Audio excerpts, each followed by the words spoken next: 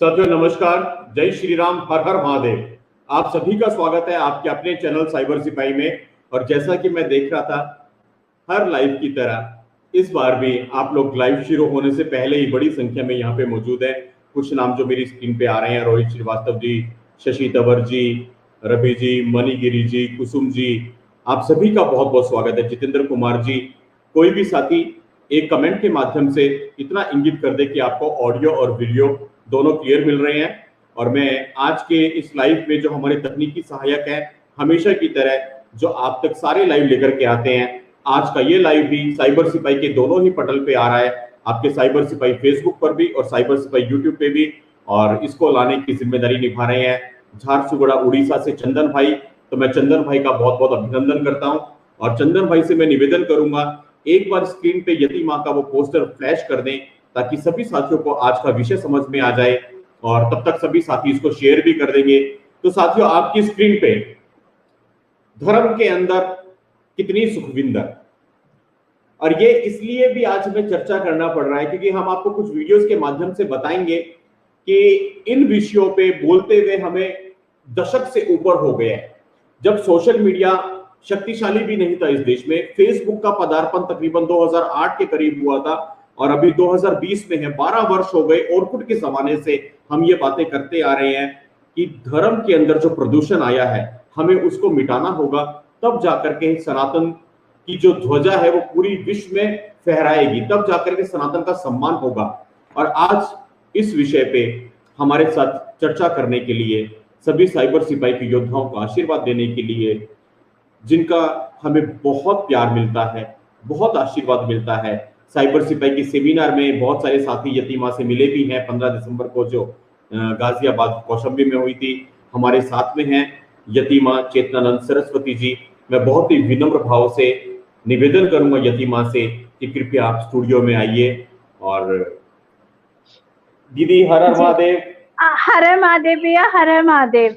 बहुत बहुत आप सभी को साइबर सिपाही, जो मैं तो साइबर योद्धा कहती हूँ, आप सभी को बहुत साधुवाद। सबसे बड़ी बात यह है, साधुवाद इसलिए, बहुत आशीर्वाद। उसका कारण यह है कि जिस विषय को कोई उठाना नहीं चाहता, जिस विषय पर कोई बात नहीं करना चाहता, उस विषय को लेकर आप हमेशा से एक जागरूकता का अभियान चला रहे हैं। और सब, अगर धर्म में गंदगी उत्पन्न होगी, अगर धर्म में हमारा धर्म पतन के रास्ते पर जाएगा, तो फिर जो जिम्मेदारी हम धर्म गुरुओं पर है साफ सफाई करने की, धर्म के अंदर से गंदगी मिटाने की, उस पर कौन बोलेगा? ये बहुत चिंतन का विषय है। इसलिए आप सभी योद्धाओं को, सभी मेरे भाइयों को जो पर्दे के सामने हैं, शुभम भैया, और जो पर्दे के पीछे भी हैं, उन सभी को, क्योंकि सभी का योगदान है। एक टीम जब काम करती है तो हर एक पुर्जा उसमें जरूरी होता है। तो जो पर्दे के पीछे लोग हैं उनको भी बहुत बहुत आशीर्वाद है कि आप एक ऐसे विषय पर चर्चा करने जा रहे हैं जिसका सीधा सीधा प्रभाव लव जिहाद पर पड़ता है। कैसे पड़ता है, जब चर्चा आगे बढ़ाएंगे वो मैं बताऊंगी। बहुत बहुत स्वागत है दीदी, आपका बहुत बहुत अभिनंदन। आपके चरणों में कोटि कोटि नमन है।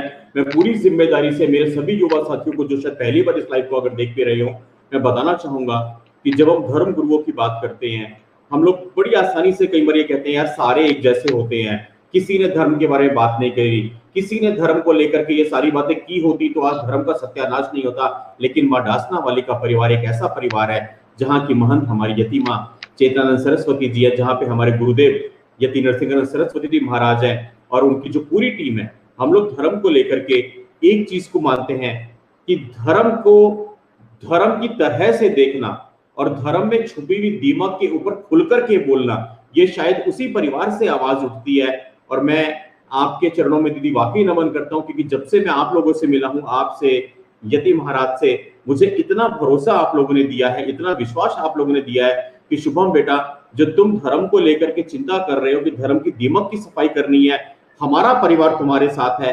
तो दीदी, आपके ये शब्द मेरे लिए बहुत बड़े हैं, आपका ये भरोसा मेरे लिए बहुत बड़ा है।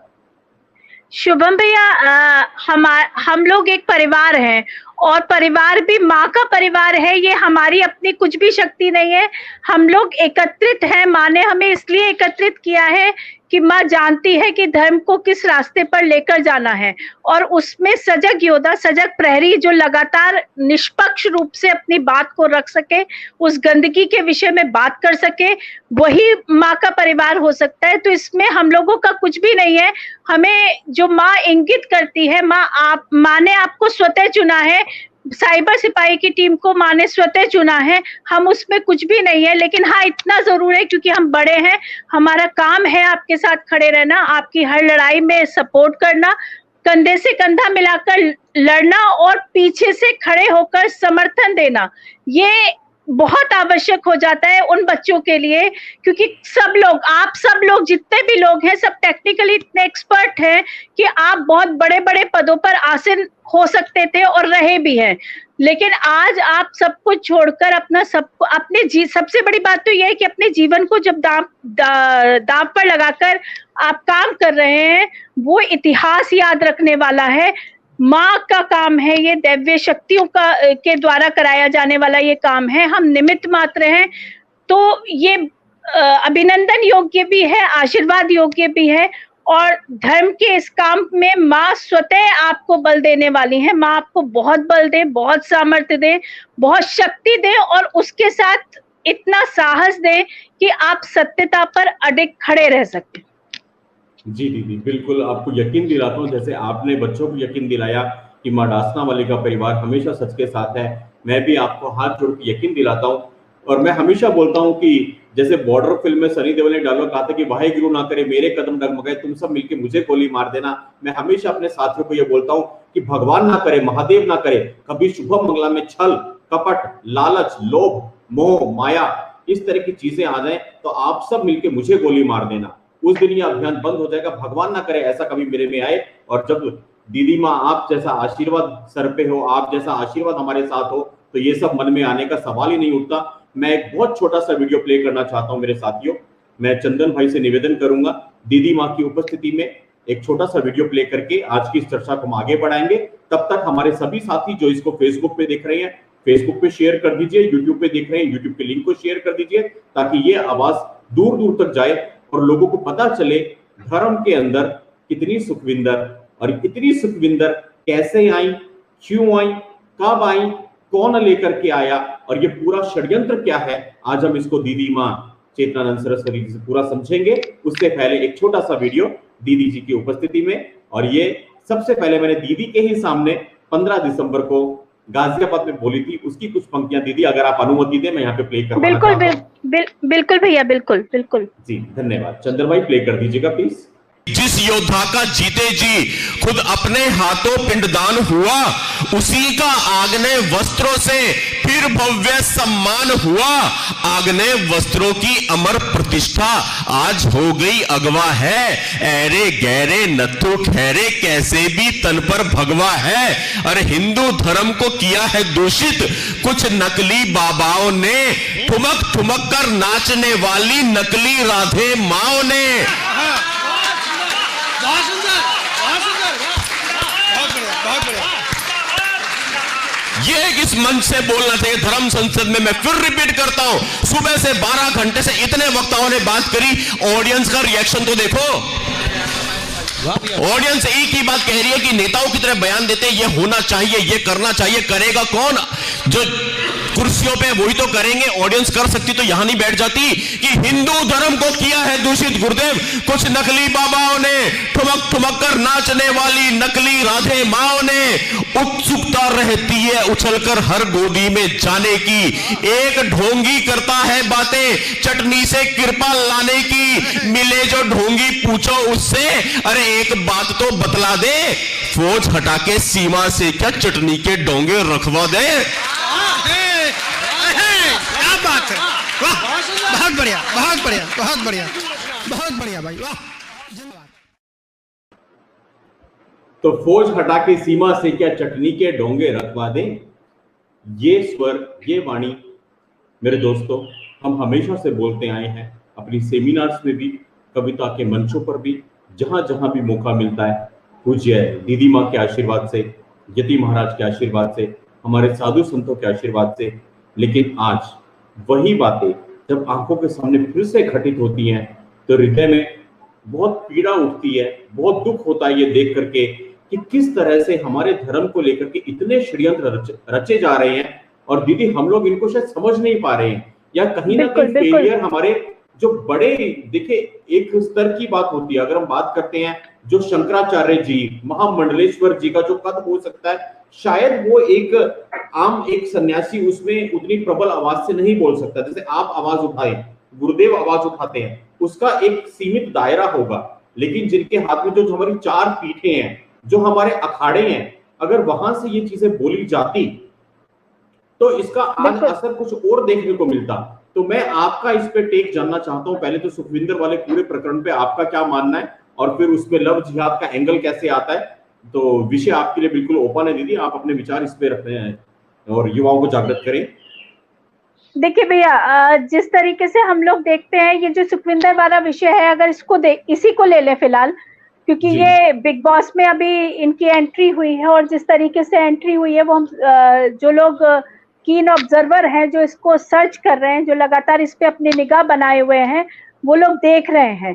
तो वो एंट्री ही बताती है एक ऐसी महिला जो किसी की भी धर्म के नाम पर किसी की भी गोद में जाकर बैठ सकती है, किसी का भी आलिंगन कर सकती है, उसको अपनी माँ बताना। आप एक बार, मैं आपके सभी श्रोताओं से ये निवेदन करती हूँ कि एक बार आप स्वयं से पूछिए कि किसी ऐसी महिला को जो किसी भी भक्त के गोद में चढ़कर नृत्य करने लगे, उसका आलिंगन करने लगे, तो क्या हम उसको अपनी माँ के स्वरूप में, दुर्गा माँ का अवतार बताती है वो अपने आप को, उसको स्वीकार करना तो असंभव ही है। लेकिन क्या अपनी माँ के रूप में भी हम उसे स्वीकार कर सकते हैं? हम माँ शब्द, जब हम माँ कहते हैं तो माँ एक बहुत पवित्र शब्द है। हमारा मस्तक झुक जाता है आस्था से।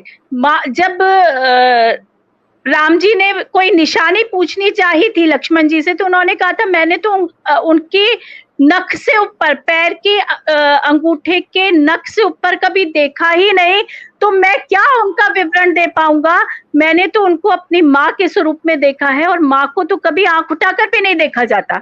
तो जो धर्म इतनी बड़ी व्याख्या माँ की देता हो, ईश्वर के बाद दूसरा स्थान माँ का आता है, हम कैसे ऐसी स्त्रियों को जो धर्म के नाम पर, देखे हम जब क्रिमिनल्स की बात करते हैं तो हमने एक जो चलन है वो अक्सर देखा होगा, जब कोई बड़ा क्रिमिनल पकड़ा जाता है तो बहुत उसके फोटो वायरल होते हैं नेताओं के साथ, और नेताओं के साथ वो फोटो वायरल होते हैं, उसमें उसके लिंक बताए जाते हैं, इसका इस नेता से लिंक था। ये इसी तरीके से सुखविंदर जैसे लोग, ओम जैसे लोग, ये धर्म के क्रिमिनल हैं, ये धर्म के अपराधी हैं।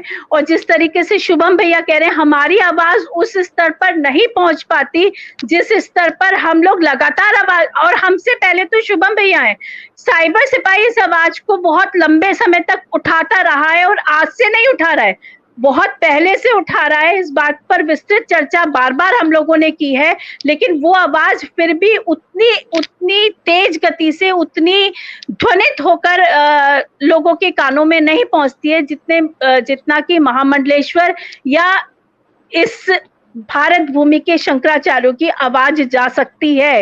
क्योंकि जब कोई व्यक्ति एक पद पर बैठता है, उस पद की एक गरिमा होती है। वो पद पर बैठकर कोई बात अगर प्रधानमंत्री अनाउंस करते हैं तो उसको जनता फॉलो करती है। जब लॉकडाउन का अनाउंस हुआ तो जनता कर्फ्यू का अनाउंस हुआ तो जनता ने उसको फॉलो किया। लेकिन इसी तरीके से जब धर्म में गंदगी आती है, जब धर्म में क्राइम होता है, ये धर्म के प्रति अपराध है। इस तरीके की माओं का जो प्रचलन बढ़ता चला जा रहा है, शंकराचार्य, चारों मठों के शंकराचार्य मौन है, सारे महामंडलेश्वर, सारे अखाड़ा परिषद मौन है। इसका कारण है कि हम लोग कहीं धर्म के दंड को भूल चुके हैं। हम बहुत ही स्वार्थ लोलुप हो गए हैं। हम हर चीज को धन से तोलते हैं। आज धन के नाम पे धर्म भी जब बिकाऊ होने लगेगा तो आप मुझे ये बताइए शुभम भैया कि धर्म का अस्तित्व क्या रह जाएगा। और ये जो लोग हैं जो इस तरीके के छद्मवेशी अपने आप को सो कॉल्ड साध्वी और साधु कहते हैं, ये लोग बहुत अच्छी तरह से जानते हैं कि किसी की भी तरफ पैसा फेंकेंगे और बहुत आसानी से इन्हें वो मंच उपलब्ध हो जाएंगे जिनसे ये ख्याति प्राप्त कर कर समाज में प्रतिष्ठित होना चाहते हैं। तो इनके लिए तो बहुत सरल खेल है। साथ में इनके आप जब भी किसी ऐसे आदमी को देखेंगे तो उसकी प्रोफाइल को जरूर चेक करिए, कहीं ना कहीं जिहादियों से लिंक मिलेगा, 100% मिलेगा। एक अभी मैंने आपको कल ही एक माँ का नाम मैं नहीं लेना चाहती, लेकिन एक माँ का विवरण दिया। उन्होंने एक मंच को कैश किया अपने आप को एस्टेब्लिश करने के लिए। जब वो हम जैसे लोगों के साथ दिखाई देने लगेंगे तो उनकी स्वतः स्वीकृति हो जाएगी समाज में, क्योंकि जब हमने अपना 22 साल लगाकर अपने जीवन को स्वाहा कर दिया, ऐसे आदमी के साथ खड़ा हुआ कोई भी व्यक्ति जब दिखाई देता है तो आम जनता, आम सनातनी उसको सहज स्वीकार करता है। और यही इन लोगों का मोटिव होता है। इनके पीछे जिहादियों का पैसा लगा होता है, जिहादी इनको ट्रांसप्लांट करते हैं हम जैसे लोगों के बीच में, और ये अपना खेल बाखूबी खेलते हैं। उसके बाद कब कोई कमलेश तिवारी किस तरीके से मारा जाता है ये हम लोगों को पता ही नहीं चलता, क्योंकि हम सिर्फ उस समय भी टारगेट करते हैं कि जिहादी ने मार दिया, लेकिन भीतर घात किसने किया इस पर कभी हम लोगों का ध्यान नहीं जाता।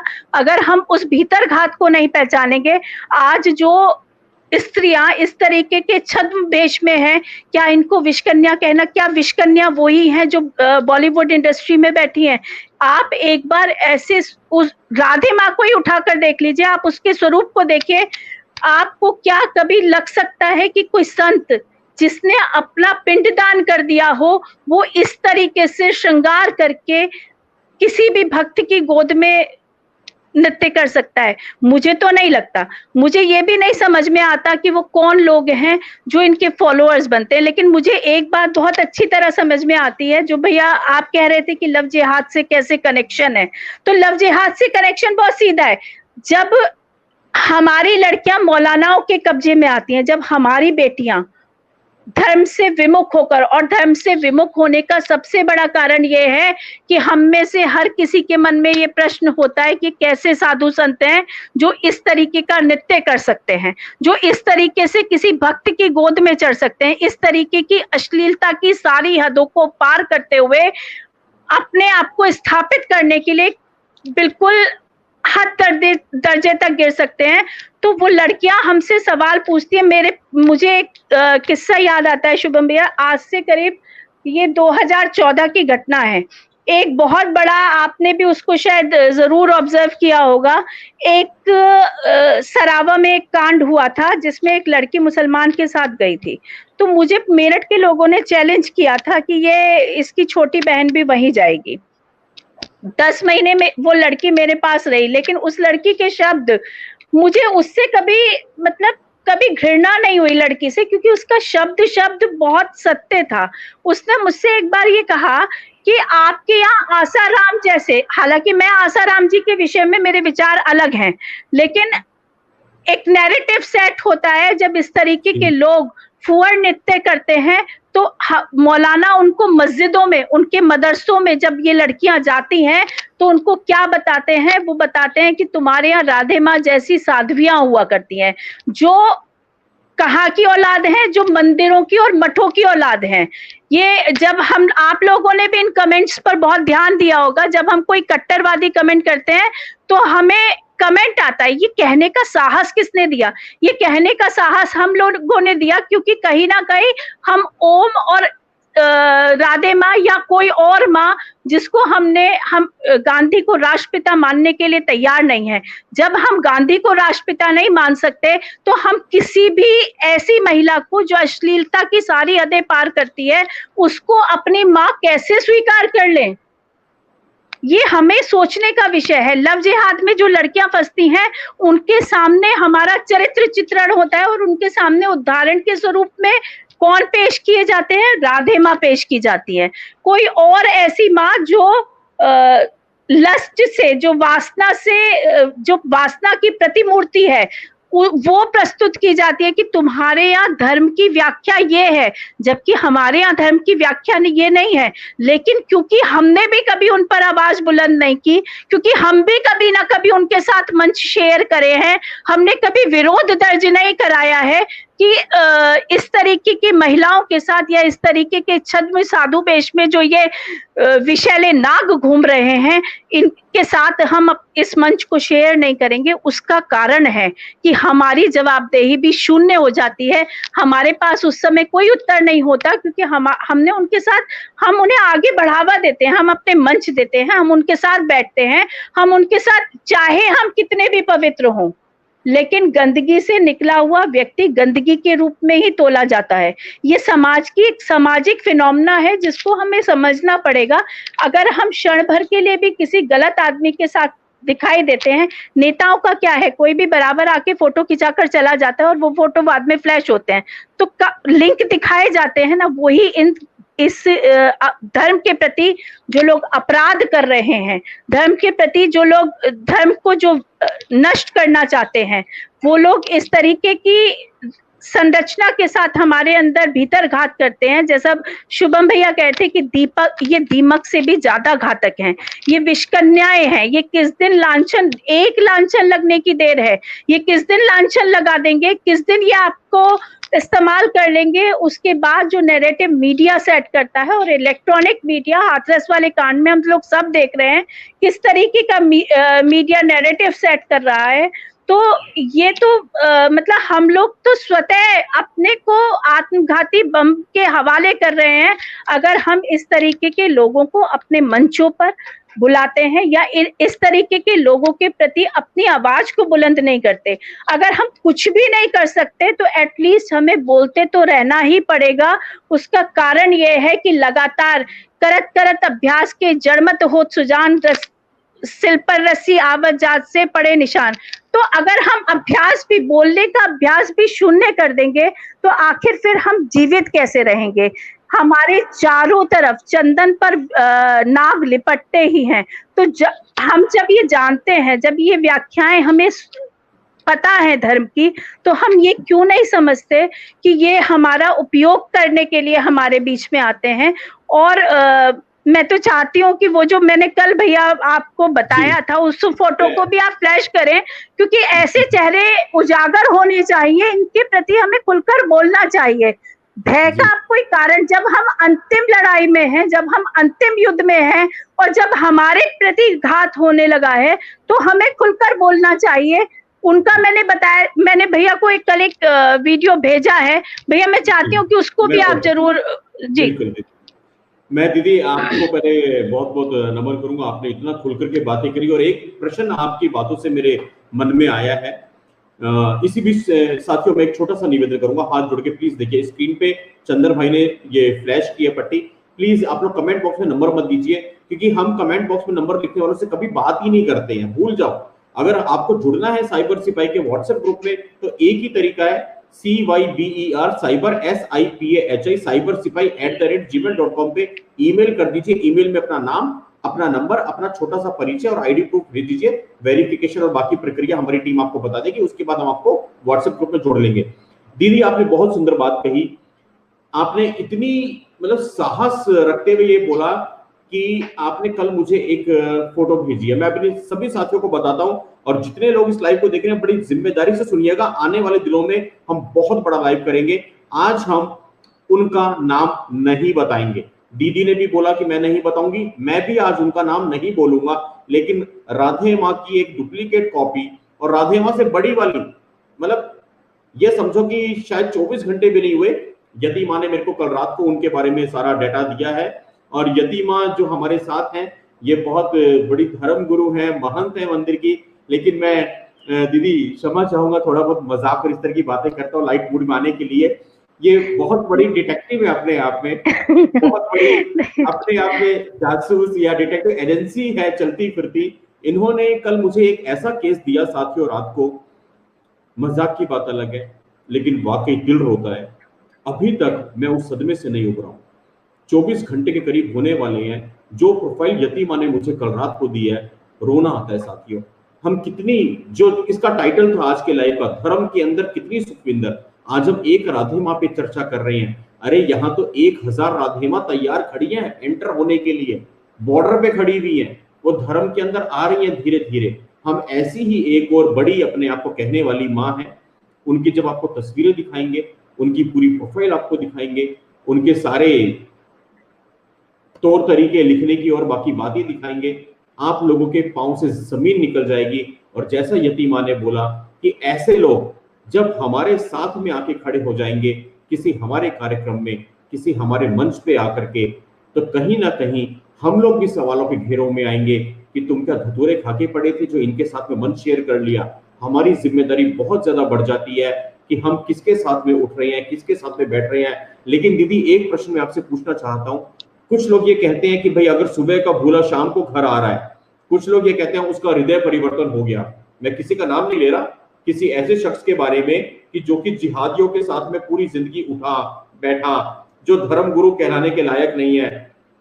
हम राधे माँ की बात करें, स्वामी ओम की करें, जिसके बारे में कल रात को आपने मुझे बताया, उस माँ की बात करें, या किसी और नकली बाबा की बात करें, वो हमारे साथ में आने की कोशिश कर रहे हैं। मान लीजिए हम उनसे बचना चाह रहे हैं, लेकिन कुछ लोग ये बोलते हैं कि नहीं नहीं, अगर तुम लोग इनसे बचना चाहोगे, अतीत में शूद्रों को नहीं अपनाया तो शूद्र हमसे अलग हो गए, जय भीम का कनेक्शन बन गया। इस तरह के इलॉजिकल जो तर्क देते हैं छलने के लिए, क्योंकि वो सब प्लांटेड है, प्रोजेक्टेड है, वो सारा का सारा एक उनका षड्यंत्र के तहत है। लेकिन पब्लिक को पिक्चर क्या दिखाते हैं कि देखो यार ये लोग अब हिंदू बनना चाह रहे हैं, हिंदू होना चाह रहे हैं, तो इनको ये लोग टच नहीं कर रहे। यतीमा चेतनानंद सरस्वती जैसे लोग, शुभम मंगला जैसे लोग, तो जब ये तर्क सामने से लोग देते हैं कि यार तुम इनको एक मौका तो दो, अवसर तो दो, तब आपकी क्या जिम्मेदारी बनती है दीदी? शुभम भैया, बहुत जिम्मेदारी से कहती हूँ कि जिसका हृदय परिवर्तन होता है उसके स्वरूप में भी परिवर्तन होता है, उसकी वेशभूषा में, उसकी बोलचाल में, उसके मिलने वालों में, उसके सर्कल में परिवर्तन होता है।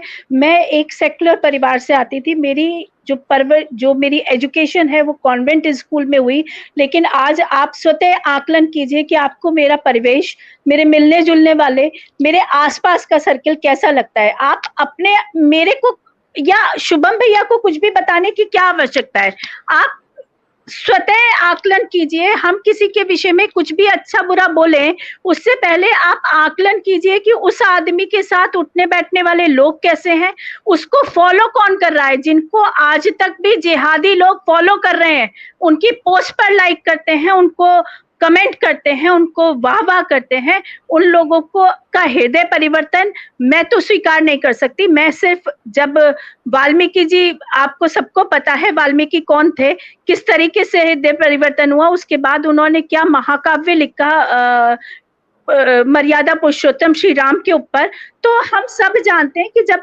आदमी का, किसी भी व्यक्तित्व का हृदय परिवर्तन होता है, जिस तरीके से हिंदू धर्म से मुसलमान बनने के बाद मुसलमानों में, हिंदुओं से जो मुसलमान बन गए वो आज हमारे शत्रुओं के रूप में हमारे समक्ष खड़े हुए हैं, तो क्या एक हिंदू जो कभी जिहादियों के साथ उठता बैठता था, चलो आज उसे अपनी भूल स्वीकार हुई, तो क्या उसके व्यक्तित्व में आमूल चूल परिवर्तन दिखाई नहीं देना चाहिए?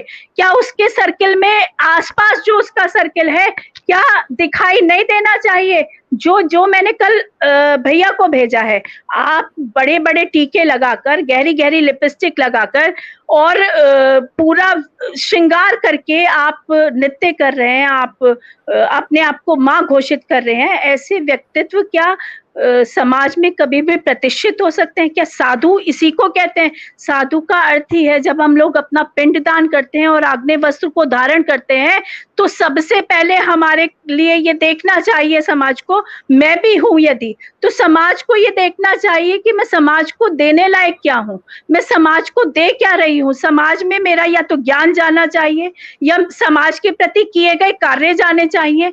मेरी उपलब्धि क्या सिर्फ इतनी है कि मैंने भगवा पहन लिया और शुभम भैया मेरी वाहवाही करने लगे? नहीं, मेरी उपलब्धि मेरा ज्ञान है, मेरी उपलब्धि है कि मैंने समाज को आखिर दिया क्या है। अगर मैं आध्यात्मिक रूप से भी, हर व्यक्ति, बहुत लोग आध्यात्मिक रूप से संत हैं, बहुत उनके पास आध्यात्मिक शक्तियां हैं, लेकिन वो दिखाई परिलक्षित होने लगता है आपके लक्षणों में, आपके व्यवहार में, आपके उठने बैठने चलने की प्रक्रिया में और उन लोगों में जो आपके चारों तरफ घेरा बनाए हुए हैं। तो बहुत स्पष्ट है, अगर हम अंधे होकर सबको स्वीकार कर रहे हैं तो ये दोष हमारा है, उनका नहीं है, क्योंकि वो तो बहुत स्पेसिफिकली ऐसे लोगों को टारगेट कर रहे हैं जो हिंदू धर्म के लिए, सत्य सनातन के लिए, उसमें कोई भी हो सकता है, उसमें शुभम भैया हो सकते हैं, मैं हो सकती हूँ, कोई भी हो सकता है, हम सभी लोग टारगेटेड है। किसी भी तरीके से हमारी रीढ़ को तोड़ने का प्रयास किया जा रहा है। उसके बाद भी किसी ने लिखा है भैया शेम ऑन राधे माँ, not only Shem for Radhe माँ, मैं राधे माँ को बहुत गलत नहीं मानती, उसका कारण है, उसका एक बहुत बड़ा कारण है। उसका कारण ये है कि जब हम ऐसे लोगों को पूजना शुरू कर देते हैं अपनी आंखों को बंद करने के बाद, और राधे माँ का जिहादियों से बहुत ज्यादा कनेक्शन नहीं है, वो धर्म को भ्रष्ट जरूर कर रही है, लेकिन ऐसे लोग जिनका डायरेक्ट कनेक्शन जिहादियों से है और जो हिंदूवादी बात करके, जो हिंदूवादी चेहरा दिखाकर, जिनको हिंदुओं का जो वो बिल्कुल नेताओं की तरह है, जिनको हिंदुओं का काम कुछ नहीं करना, लेकिन हिंदू हिंदू चिल्लाना बहुत जोर से है क्योंकि एक लहर चली हुई है हिंदूवाद की, तो उस बहती गंगा में हाथ धोकर हमारे मंचों पर हमारे साथ खड़े होकर वो ये दिखाना चाहते हैं कि हम बहुत बड़े हिंदूवादी हैं, जबकि पीछे से फंडिंग जो हो रही है वो सारी जिहादी है। जिहाद का एक भी पैसा, अभी कपिल शर्मा शो की बात हो रही थी तो मैंने अपनी फेसबुक पे लिखा था कि जहां एक भी रुपया जिहादी का लग गया वो सिर्फ सर्वनाश ला सकता है। और ऐसे बाबा, राधे माँ नहीं, सिर्फ ऐसी साध्वियां, ये सब प्रोजेक्टेड हैं ऐसे जिहादियों के द्वारा जो सीधे सीधे हमको नहीं तोड़ सकते, लेकिन इनके माध्यम से छद्म भेष में तोड़ना। रावण जब सीता हरण के लिए आया था तो सबको याद होगा कि क्या भेष था। तो अब इसके बाद भी जब धर्म की इतनी विस्तृत व्याख्या हमारे समक्ष उपलब्ध है, हम सब रामायण पढ़ते हैं, अगर हम उसके बाद भी अपनी आंखों को खुला नहीं रखते, अगर उसके बाद भी हम आंख मूंद कर सबको स्वीकार करते, मैं जरूर मानती हूँ कि हृदय परिवर्तन कभी भी हो सकता है। ऐसा नहीं है कि हृदय परिवर्तन, कल तक जो लोग जिहादियों के साथ उठते बैठते हों, उन्हें आज अपनी भूल का एहसास हो, उन्हें खुले हृदय से स्वीकार करना चाहिए। लेकिन ऐसे लोग जिनके आचरण में भी धर्म नहीं है और धर्म परिलक्षित नहीं होता, उनको स्वीकार करने की कोई बाध्यता नहीं होनी चाहिए और उनको एक्सपोज करना चाहिए। स्वीकारना तो बहुत दूर की बात है, सबसे बड़ी बात यह है कि जिम्मेदारी के साथ ऐसे लोगों को एक्सपोज होना चाहिए, ऐसे लोगों को का पता होना चाहिए सारे समाज को कि हमारे धर्म के, हमारी सत्य सनातन वैदिक संस्कृति के लिए घातक हैं, विषकन्याएं हैं, विषैले नाग हैं। इनसे ज्यादा खतरा हमें और किसी से भी, जो लोग मौन हैं वो अपनी जगह मौन है, लेकिन जो बोल सकते हैं, जिन्होंने सारे जीवन ये प्रण उठाया कि हम धर्म के लिए बोलेंगे, हम धर्म के विषय में बोलेंगे, हम धर्म की गंदगी पर भी बोलेंगे, तो हमारा ये आज कर्तव्य बन जाता है। मैं तो बहुत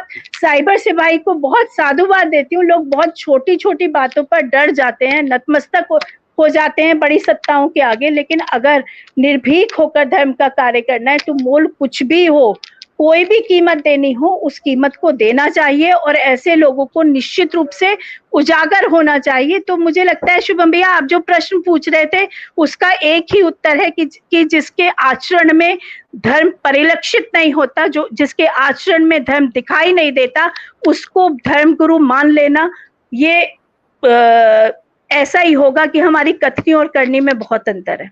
बहुत अंतर है, बिल्कुल सही कहा दीदी आपने। और मैं आपको सुनकर के अपने आप को रोक नहीं पाया। मैंने कहा था कि मैं आज नाम नहीं बताऊंगा, नाम फिर भी नहीं बताऊंगा, लेकिन दीदी की सुनने के बाद में अपने आप को रोक पाना लगभग नामुमकिन सा है।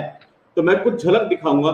जितने साथी इस लाइव को देख रहे हैं, राधे माँ तो एक राधे माँ है, ऐसी 1000 राधे माँ तैयार बैठी हैं धर्म के अंदर आने के लिए।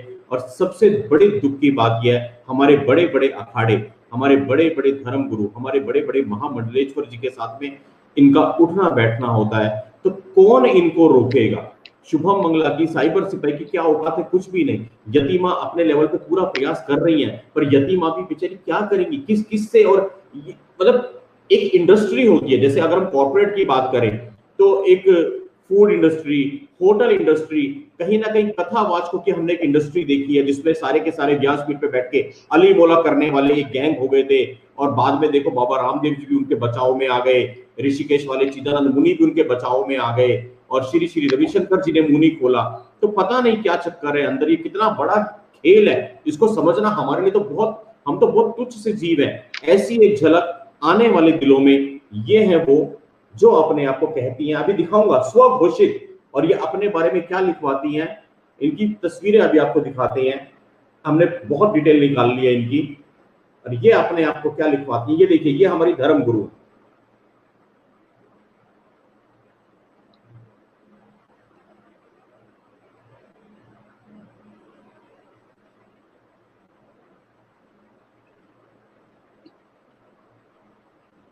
हिंदुस्तान की शेरनी, कट्टर हिंदू शेरनी।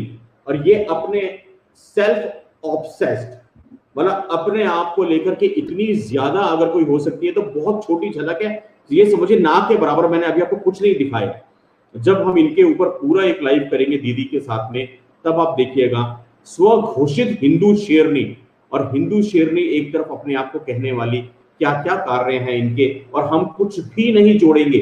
जो भी कुछ होगा, मैं दावे से कहता हूं इनकी अपनी प्रोफाइल होगा, इन्हीं की प्रोफाइल के लिंक्स हम आपको दिखाएंगे, सबूतों के साथ दिखाएंगे, सब कुछ टेबल पे रख देंगे। हम अपनी तरफ से कुछ बोलेंगे भी नहीं।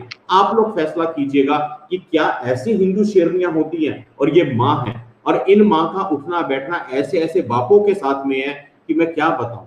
मैं कुछ नहीं बोलूंगा उस लाइव में, मैं सिर्फ अपनी टेक्निकल टीम से उस लाइव में निवेदन करूंगा कि हम लोग तो यूं बैठेंगे, मुंह पर टेप लगा के, स्क्रीन पे सारी स्लाइड चलती रहेंगी, फैसला आप लोग कीजिएगा। जनता की अदालत से बड़ी कोई अदालत नहीं है। और इसी क्रम में मैं दीदी की उपस्थिति में कुछ घोषणाएं भी करना चाहता हूं।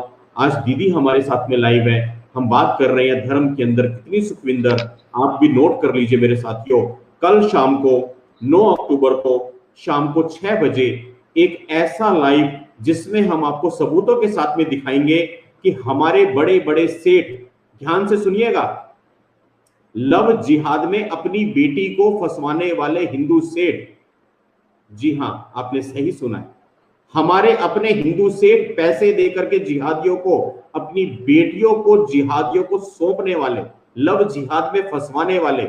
मैं कह रहा हूं आने वाले दिनों में ऐसे लाइव होंगे जो आपके पैरों से जमीन निकलवा देंगे। एविडेंस के साथ में, वीडियो के सबूत के साथ में, हमारे घर के सेठ अपनी बेटियों का सौदा करवाते हुए मुसलमान इस्लामिक जिहादियों के हाथों कल शाम को 6 बजे, परसों शाम को 6 बजे, तारीखें और समय नोट करते रहिए, 10 अक्टूबर को शाम को 6 बजे, 1 दर्जन से ज्यादा सुसाइड्स की कहानी, बड़े बड़े आईएएस, बड़े बड़े आईपीएस और उनकी तथाकथित आत्महत्याओं की मिस्ट्री, इसके ऊपर यति जितेंद्रानंद सरस्वती जी महाराज जी के साथ में परसों शाम को 6 बजे लाइव होगा।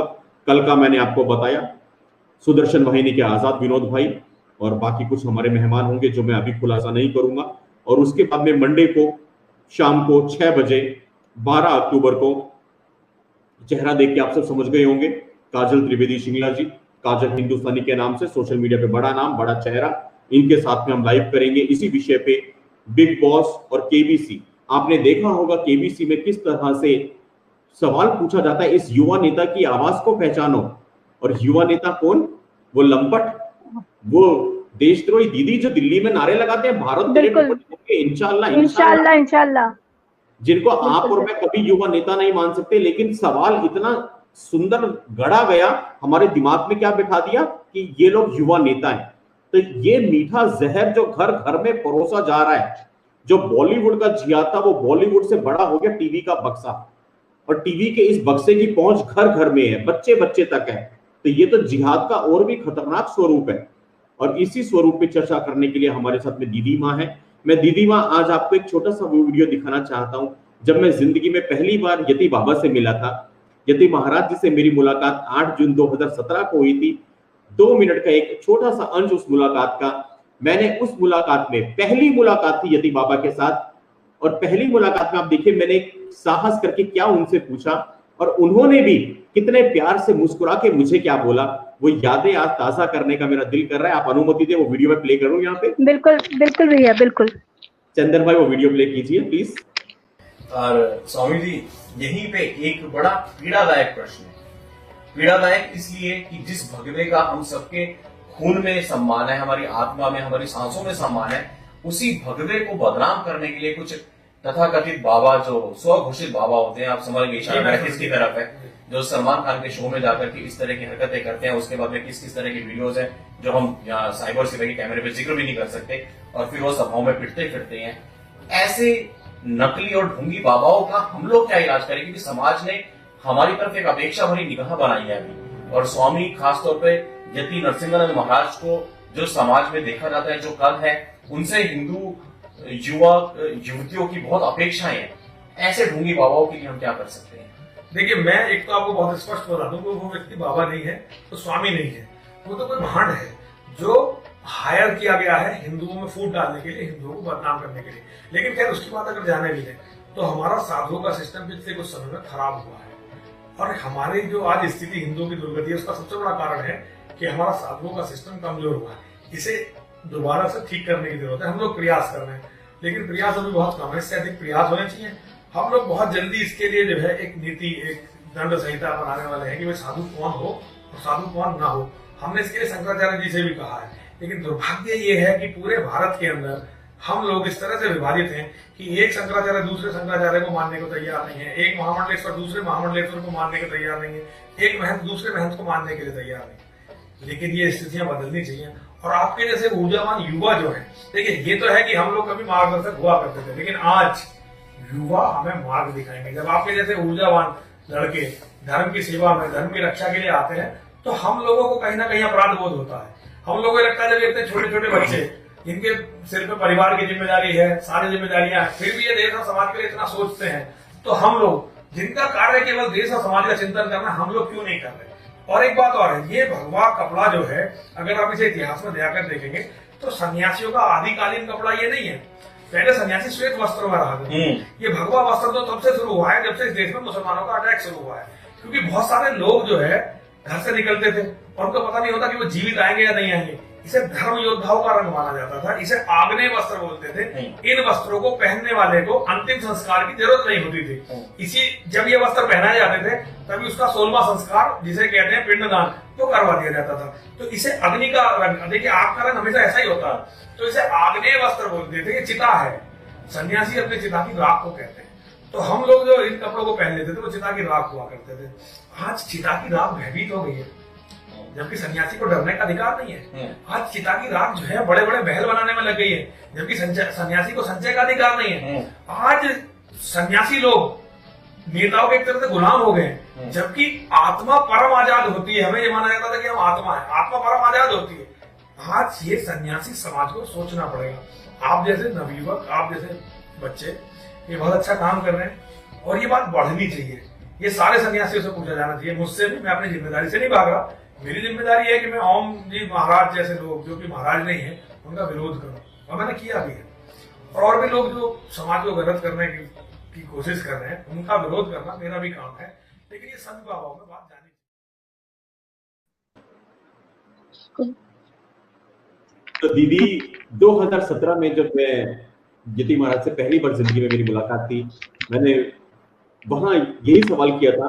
स्वामी ओम आप समझ गए होंगी, उस समय में ये विषय था, क्योंकि ये जो षड्यंत्र बॉलीवुड कहें या टीवी का बक्सा कहें, ये क्यों करता है, ये मैं दर्शकों के लिए बताना चाहूंगा। हम और दीदी तो इस विषय पे दिन रात काम करते हैं, हमें मालूम है बेसिकली क्या होता है। एक प्लांट किया जाता है, एक बंदा पहले, उसको भगवा भगवा पहनाए जाते हैं, उसको धीरे धीरे कहा जाता है कि ये हिंदू धर्म गुरु है, और फिर उससे वो सारे गलत काम, गलत धंधे कराए जाते हैं, जो कि स्वामी ओम, जिसका कि नाम प्रमोद झा है। अब ये प्रमोद झा जैसा लंपट आकर के सारे कुकर्म कर लेगा, सारी गंदी चीजें कर लेगा, सारी अश्लील हरकतें कर लेगा, और फिर बिग बॉस में जाएगा, वहां पे सारी की सारी जो भी कुछ होता है आप लोग देखते होंगे टीवी पे, और उससे क्या एक तस्वीर बनेगी, एक नैरेटिव बनेगा, यार ये जितने हिंदू बाबे होते हैं ना, सारे के सारे चोर हैं, डकैत हैं, सारे बलात्कारी हैं, सारे लूटने खसोटने वाले हैं, और सबके सब लूज कैरेक्टर है। तो इस नैरेटिव से, इस अवधारणा से नुकसान किसी स्वामी ओम का नहीं होगा, प्रमोद झा का नहीं होगा, नुकसान होगा सनातन संस्कृति का, हमारे धर्म का। और हमारे जो बच्चे होंगे जब उनको ये चीजें बोली जाएंगी, जैसा दीदी ने बताया अभी कि कोई आकर के बोलता है कि ये भाई तुम्हारे धर्म में तो ये राधे माँ जैसी होती हैं, तो जब ये पिक्चर पेंट की जाती है और हमें आकर कोई बोलेगा यार तुम्हारे धर्म में देखो ना कैसे धर्म गुरु हैं, हमारे पास में जवाब नहीं मिलता और अपराध बहुत होता है। एक आम हिंदू को लगता है कि हाँ यार हमारे धर्म में तो वाकई गंदगी है, तब जाकर के वो क्या करते हैं, hey holy water, okay okay Christianity very good, बहुत अच्छा, तब जाकर के वो मजारों पे मत्था टेकेंगे। अरे जो खुद मरा वो पड़ा है वहां पत्थर के नीचे, वो तुम्हें क्या दे देगा जो अपने को कुछ नहीं कर सका, तब जाकर के वो वहां पे पीर बाबा शीर बाबा पे धागे बांधेंगे। ये सारे आडंबर वहां से पैदा होना शुरू होते हैं क्योंकि हमें हमारे धर्म को लेकर के पिंच किया जाता है, हमारे को ताने मारे जाते हैं, तंज दिए जाते हैं, और ये ताने और तंज हमें पड़े इसके लिए समाज में एस्टेब्लिश किए जाते हैं। ये पूरी की पूरी कॉन्स्पिरेसी है। आप आज का अगर पोस्टर भी देखें, हमने यही इसमें लिखा था कि आज राधे माँ को लेकर के जितनी कंट्रोवर्सी हो रही है, ये कंट्रोवर्सी तो उसी दिन तय हो गई थी जब इनको लॉन्च करने की कॉन्स्पिरेसी रची गई थी। और इसी विषय पे आज हमारे साथ बात करने के लिए यतिमा चेतनानंद सरस्वती जी हैं। मैं यतिमा से चरणों में निवेदन करूंगा कि दीदी इस विषय को और आसान भाषा में कि किस तरह से, देखिए अभी क्या हो रहा है दीदी, जितने भी मीडिया की न्यूज चैनल्स हैं वो भी क्या कर रहे हैं, आपने देखा होगा, राधे माँ को लेकर के सबने अपनी टीआरपी चमकानी शुरू कर दी। राधे माँ को लेकर के 20-20 मिनट के, आधे घंटे के उनके वो बन रहे हैं, कैप्सूल्स बन रहे हैं, एपिसोड्स बन रहे हैं, और राधे माँ की जीवनी को लेके, उनकी गुफाओं को लेकर के बेसिकली उनकी टीआरपी, उनका धंधा निकल गया। और ये सब कुछ पैसे की अंधी दौड़ में हिंदू धर्म को सनातन संस्कृति हैं। तो ये कॉन्स्पिरेसी को क्या कारण है कि हमारे शंकराचार्य, महामंडलेश्वर, बड़े बड़े साधु संत, या हमारे, मैं नाम नहीं लेना चाहता लेकिन जबान पे नाम आ रहा है, नहीं लेता, बड़े बड़े धर्म गुरु जो च्यवनप्राश के डिब्बों से आप समझ जाएंगी, या डबल श्री जैसे लोग जो धर्म के बारे में बोलते हैं, जिन्होंने विदेशों में जाकर के टापू खरीद लिए, ये लोग कभी भी बोलते हुए क्यों नहीं दिखते इन चीजों के ऊपर में? भैया कभी नहीं दिखेंगे आपको। ये जिम्मेदारी शुभम मंगला की है, ये जिम्मेदारी उन बच्चों की है जो आने वाली संतति की रक्षा करना चाहती है। क्योंकि आज जब धर्म इस स्थिति में है कि हम लोग आज अपनी अंतिम शरणस्थली को बचाने में भी नाकामयाब, लगभग नाकामयाबी की स्थिति में है, तो उस स्थिति में भी अगर धर्माचार्य मौन है, महामंडलेश्वर मौन है, शंकराचार्य मौन है, तो इसका अर्थ साफ है कि धन से उनको खरीद लिया गया है। और धन में बहुत बड़ी ताकत होती है। तो आज ये काम उन लोगों का है, ये काम है साइबर सिपाही के योद्धाओं का, ये काम है उन लोगों का जो ये जानते हैं कि सनातन में सेंध लगाने का कार्य प्रारंभ हो चुका है, और बहुत तेजी से। सिर्फ एक ही जगह ऐसी है जहां अभी कुछ शुचिता, कुछ पवित्रता बाकी थी, और वो थी धर्माचार्य। लेकिन आज जिस तरीके के नए प्रोडक्ट्स धर्म के नाम पर सामने आ रहे हैं, वो हमारी जो बच्चियां लव जिहाद में जाती हैं, उनके सामने जब मौलाना व्याख्या करते हैं हमारे धर्म की, तो वो ये बताते हैं कि मंदिरों में बलात्कार होते हैं। आसिफा का केस जम्मू का सबको याद होगा, मंदिर को टारगेट कर कर एक बहुत बड़ा प्रपंच रचा गया। मैं खुद वहां गई थी, उस मंदिर में बलात्कार तो दूर, किसी के छुपने की भी जगह नहीं है। अगर कोई बाहर से भी झांक के देखेगा तो पता चल जाएगा कि मंदिर में क्या हो रहा है। लेकिन ये बहुत गहन षड्यंत्र है, इसको जितनी जल्दी हम लोग समझ लें उतना अच्छा है। जब कोई मौलाना बैठकर आपकी बेटी को ये समझाने लगे कि आपके यहाँ साध्वी की परिभाषा ये है, और आपसे आकर वो बेटी सवाल करे और आपके पास उसके सवाल का उत्तर ना हो, तो निश्चित रूप से वो पीर ही पूजने जाएगी, वो मौलानाओं के चरणों में ही जाएगी। और उसके बाद परिणाम हम सब कल आप देखेंगे कि किस तरीके से धर्म बिकता है। क्योंकि कल का जो विषय साइबर सिपाही दिखाने वाला है, वो इतना गहन षड्यंत्र हो रहा है, इतना भयानक षड्यंत्र है कि हम लोग ये कल्पना भी नहीं कर सकते कि हमारी एक ऐसी संस्था जिसके प्रति हम बहुत आदर और सम्मान के दृष्टिकोण से देखते हैं, उसमें इतनी बड़ी सेंध, और सिर्फ इसलिए क्योंकि जिहादी हर जगह पैसा फेंक कर हम लोगों को, हम बिकाऊ हो गए। भैया सबसे बड़ी बात यह है कि जिस दिन हमने बिकना स्वीकार किया, जिस दिन धर्माचार्यों ने अपनी बोली लगाना स्वीकार किया, उस दिन हमारे खरीदार बाजार में दिखने लगे। जो चीज बिकने के लिए तैयार हो जाती है उसे खरीदने के लिए 100 खरीदार बाजार में आ जाते हैं। जो जितनी ऊंची कीमत लगाता है उतना ही सरल हमारा उतने ही सरल हम उसको उपलब्ध हो जाते हैं। तो जिस दिन धर्माचार्यों ने अपनी स्वतंत्रता को, आज आपने गुरुजी का भाषण, जो भाषण नहीं, उनकी तो मन की पीड़ा है ये, जो आपने चलाया, उससे ये स्पष्ट, ये अपराध बोध, ये जब हम एक उंगली किसी की तरफ करते हैं तो पहले 3 उंगलियां हमारी तरफ उठती हैं। हमें आज अपने आप से पूछना चाहिए कि हम इतने सस्ते कैसे हो गए कि हमारा मोल लगाकर हमने सब कुछ अपना खत्म करके, अपना स्वाहा, अपना, हमारे पास सब कुछ था, हम सब कुछ को स्वाहा करके जब धर्म के मार्ग पर चले थे तब हमने ये तय कर लिया था कि जीवन या मृत्यु। हम मृत्यु के मार्ग पर तो अक्सर हो सकते हैं लेकिन हमें कभी भी बिकना स्वीकार नहीं होगा। लेकिन जिस दिन हम बिकने के लिए तैयार हो जाते हैं उस दिन हमें कोई भी खरीद सकता है, और खरीदी हुई वस्तु का किस तरीके से उपयोग होता है वो तो हम सब जानते हैं। और जिहादी तो इस काम में माहिर हैं, वो लड़कियों को खरीद फरोख्त करते हैं और किस तरीके से हमारी बेटियां बेची जाती हैं ये हम में से कौन नहीं जानता। ये साइबर सिपाही ने इस विषय को कितनी बार उठाया है, हजारों बार ये बताया गया कि हमारी लड़कियों को 2-2 रुपए में खरीद लिया गया, 2-2 रुपए में बोली लगी हमारी बेटियों की।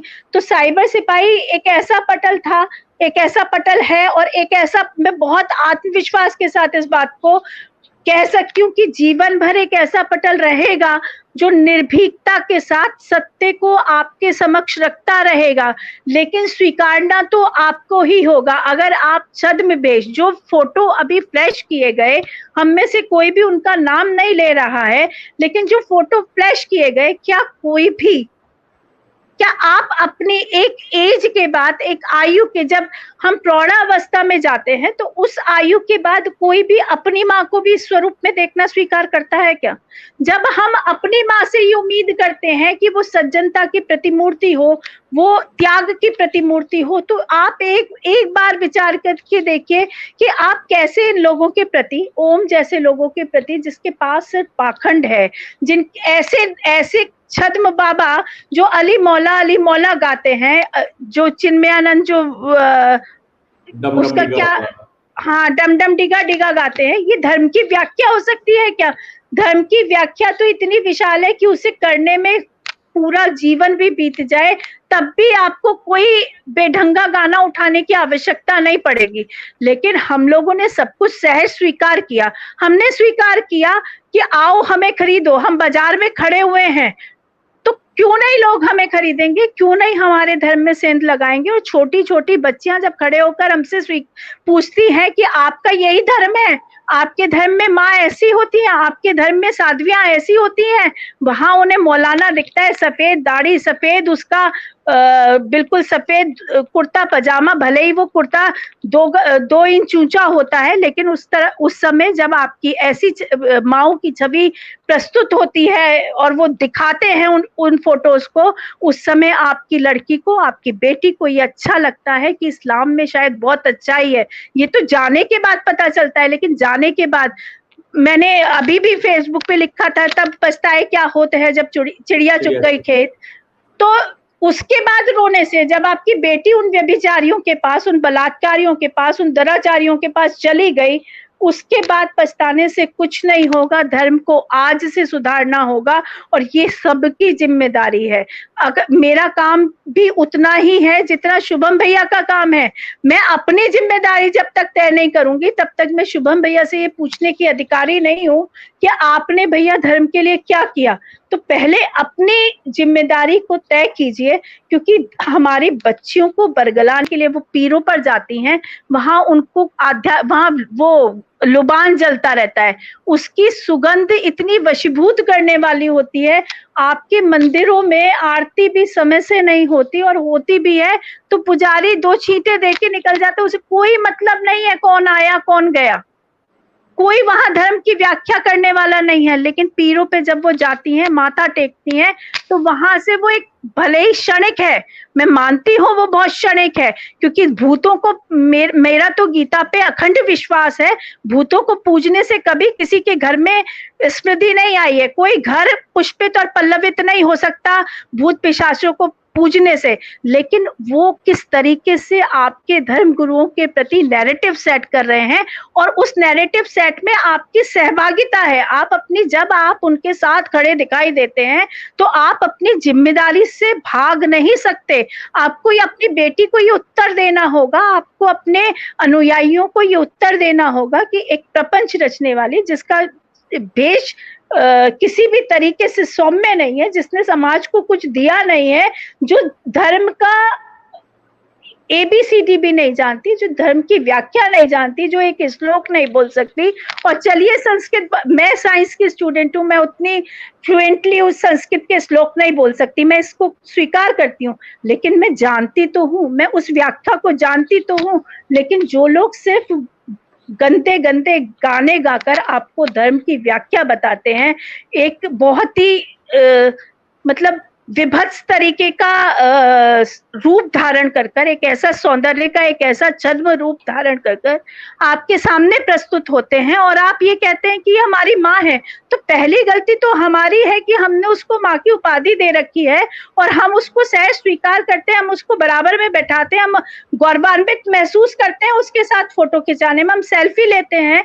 तो हमारी गलती नहीं है, हमने उनको समाज में स्थापित नहीं किया। क्या बिग बॉस की TRP आप आज गिरा दीजिए, आप बिग बॉस वो प्रस्तुत करता है जो समाज देखना चाहता है। जिस दिन आप देखना बंद कर देंगे, उस दिन वो परोसना बंद कर देंगे। जिस दिन आप उस थाली में लात मार देंगे, उस दिन वो उस खाने को परोसना आपको बंद कर देंगे। वो परोसा इसलिए जा रहा है कि कहीं ना कहीं आप खुद भी उस भोजन को स्वीकार कर रहे हैं, उस भोजन को खाना चाहते हैं, उस भोजन की तरफ ललायित हैं। तो पहले अपनी तरफ देखिए, और सबकी जिम्मेदारी धर्म के लिए, सत्य के लिए जो लोग अपना सब कुछ स्वाहा कर कर खड़े हुए हैं। साइबर सिपाही का कल जितेंद्रानंद सरस्वती जी थे, परसों शायद, तो वो बहुत स्पष्ट बता रहे थे कि किस तरीके से धमकियां आती हैं। ये बच्चे अपने जीवन का मोल देकर, इनके भी छोटे छोटे बच्चे हैं, इनका भी अपना परिवार है इनका, लेकिन ये सब कुछ त्याग कर, ये हमसे बड़े संत हैं क्योंकि हमने भगवा पहना है, हमारे लिए तो लोग वैसे भी नतमस्तक हो जाते हैं। एक हिंदुस्तान की एक खासियत है कि जहाँ भगवा दिखाई देता है स्वतः मस्तक झुक जाता है, लेकिन इन बच्चों ने भगवा नहीं पहना, इन योद्धाओं ने भगवा नहीं पहना, लेकिन केसरिया बाना, जो अदृश्य केसरिया बाना इन्होंने अपने मस्तक पर बांधा है। और जिस जिम्मेदारी को ये लेकर चल रहे हैं, उस जिम्मेदारी का मोल सुनने वालों को, अब सुन के अगर किसी ने गुनाह नहीं, सुनकर अगर अपने आचरण में उतारा नहीं, तो उस सुनने का भी कोई फायदा नहीं है। आप सुनकर जब तक उसको अपने आचरण में धारण नहीं करते, साइबर सिपाही जितनी दंडता के साथ आपके समक्ष सत्य प्रस्तुत कर रहा है, इस लाइव के बाद भी हो सकता है कि बहुत सी धमकियां मिलें, क्योंकि इतना कटु सत्य बोलना और इस तरीके से एक एक चीज को स्पष्ट खोल के, परत दर परत खोल के रखना, ये संभव नहीं है। ये बहुत कठिन कार्य है। ये कहने में बहुत आसान लगता है, लेकिन ये बहुत कठिन कार्य है, क्योंकि मैं जानती हूँ कि किस तरीके से परिवार टारगेट होता है, किस तरीके से धमकियां मिलती हैं, किस तरीके से षड्यंत्र किए जाते हैं। आर्थिक तोड़ा गया, साइबर सिपाही का खाते सीज कर दिए गए, सारा नष्ट भ्रष्ट पूरा सिस्टम कर दिया गया। आप खाते सीज कर दो, आप आर्थिक रूप से तोड़ दो, आप मनोबल तोड़ दो, आप छद्म रूप से सेंध लगाकर तोड़ दो। आप जिन लोगों, जो आपका मनोबल है, आप उस मनोबल को पीछे किसी लालच में पीछे खिंचवा लो। तो वो बहुत सारे ऐसे षड्यंत्र हैं जिनकी आप लोग जो साइबर सिपाही देखते हैं वो कल्पना भी नहीं कर सकते। जो इस लड़ाई में जमीन पर अपने पांव टिकाकर खड़ा है, उसी को पता है कि किस तरीके से उसके पांवों के नीचे से जमीन खींची जाती है, और किस तरीके से वो भले ही घर में छत के नीचे सो रहा है, लेकिन वास्तव में उसका अनुभव यह है कि उसके सर पर कोई भी छत नहीं है, कोई भी सुरक्षा का हाथ रखने वाला नहीं है कि बेटा तुम लड़ो, पीछे हम खड़े हैं। ये सबकी एक सी स्थिति है। तो ये मुझे लगता है सभी लोगों को ये समझना होगा कि हम किन लोगों को किस तरीके से कॉन्स्पिरेसी, पहला वर्ड आज की जो लाइव है उसका वर्ड है, पहला जो शब्द है वो है कॉन्स्पिरेसी। षड्यंत्र के तहत ऐसे छद्मवेशी साधुओं को, साध्वियों को हमारे बीच में प्रोजेक्ट किया जा रहा है, जो हमारा सब कुछ नष्ट भ्रष्ट करने के लिए तैयार है। क्योंकि जब भी आप फाइनेंस देखेंगे ऐसे लोगों का, जब भी आप उनका इतिहास उठाकर देखेंगे, तो कहीं ना कहीं जिहादियों से उनके कॉन्टेक्ट बहुत स्पष्ट दिखाई दे जाएंगे। आप खुद सर्च कर लीजिए, आपको खुद भी पता चल जाएगा। और साइबर सिपाही तो सब कुछ, सारे तथ्य आपके समक्ष रखता है। जिन लोगों का, जो लोग ये कहते हैं, जो ये लांछन आज लगा रहे हैं कि हम लोगों का दिल बड़ा नहीं है, हम सबको स्वीकार नहीं करते, सबको स्वीकार करने में और राक्षस को स्वीकार करने में अंतर होता है। राक्षस को जब भी गले लगाया है तभी पीठ पर घात हुआ है, ये हम लोगों को सबको समझना पड़ेगा। हमें किसी से कोई बैर नहीं है, हमें किसी से कोई द्वेष नहीं है, हमें किसी से कोई ईर्ष्या नहीं है, लेकिन हम उन छद्मवेशी साधुओं को, उन छद्मवेशी साध्वियों को स्वीकार नहीं कर सकते, जो धर्म में गंदगी करने के लिए, धर्म के मार्ग से हमारे बच्चों को पतोन्मुख करने के लिए, हमारे युवाओं के मन में कुंठा पैदा करने के लिए। क्योंकि जब मौलाना किसी को उपदेश देते हैं और ये बताते हैं कि तुम्हारी साधवियां किस तरीके से अश्लील नृत्य करती हैं, वो कुंठा हमारे बच्चों के मन में जिस तरीके से बैठती है, वो नैरेटिव, पालघर में यदि 2 साधु मार दिए जाते हैं तो उसका कारण है कि हमारे साधुओं के प्रति जो नैरेटिव सेट किया गया वामपंथियों द्वारा, वो नैरेटिव यह था कि जहां भगवा है वहीं गंदगी है, इसलिए भगवा को खत्म करो। इस नैरेटिव को समझे बिना हम किसी को भी स्वीकार करने के लिए तैयार नहीं है। और जब हम जीरो टॉलरेंस की बात करते हैं तो जीरो टॉलरेंस का अर्थ है जीरो टॉलरेंस। अगर हमने कहीं भी लचर रवैया अपनाया तो हमारे प्रति भीतरघात होना बहुत आसान हो जाएगा।